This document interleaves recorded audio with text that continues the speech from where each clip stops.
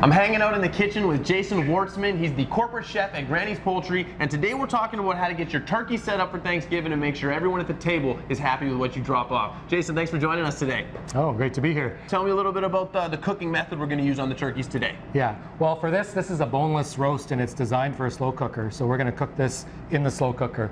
The beauty of this is you can take it from frozen and put it right in the slow cooker in the morning and just leave it all day long and come home. So it's not just for Thanksgiving, you can do it anytime. Well, show me how you put it together. Yeah, well, what I've done is I've developed all kinds of recipes that just go with it, accompaniments, sauces, and whatnot. So this one here is going to be with portobello mushrooms and spinach, kind of an Italian twist on it.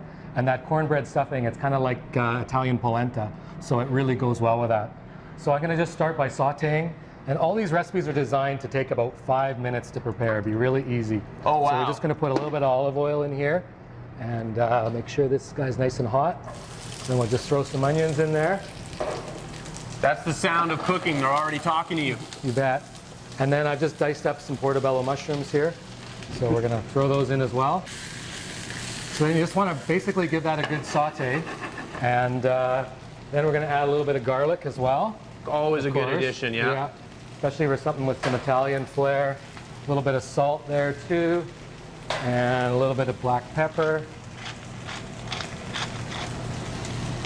And then we got some tomatoes here, which are just some canned Italian tomatoes. And very juicy looking tomatoes. Yeah, you want to drain them a bit because moisture always comes out of the slow cooker, and you don't want things to be too moist. And mushrooms are already pretty moist as far as ingredient goes. Yeah, but sauteing them will also help to get the water out. So basically we can just throw this in the slow cooker right in the bottom here. And that's one of the beautiful things about cooking in a slow cooker, right, is that you just throw everything into there. Yeah, you bet. Okay, so then what happens next?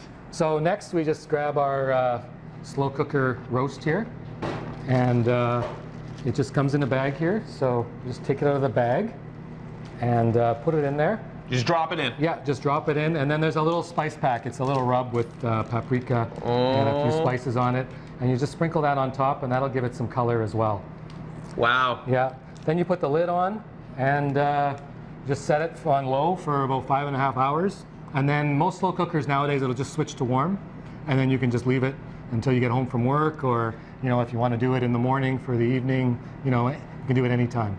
Set it and forget it? You bet. 6 hours later. Wow, this turkey looks incredible. I can see all of that stuffing in there. We've got some of our seasoning on the outside. This looks great, Jason. Thank you. I do need to ask you though, where did all that stuff go that we sauteed in the pan?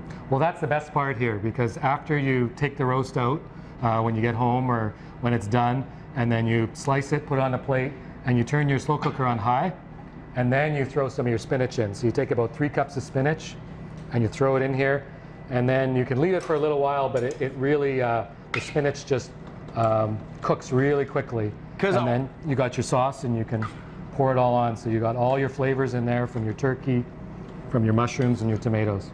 And this is like almost the slow cooker offering you a gift. It's like, I just held all the flavor for you, I kept everything nice and neat, and now you're gonna put it on the plate with the turkey? Yes. Well, let's see what that looks like. Yeah, for sure. So there's plenty here, and you can serve this with pasta as well.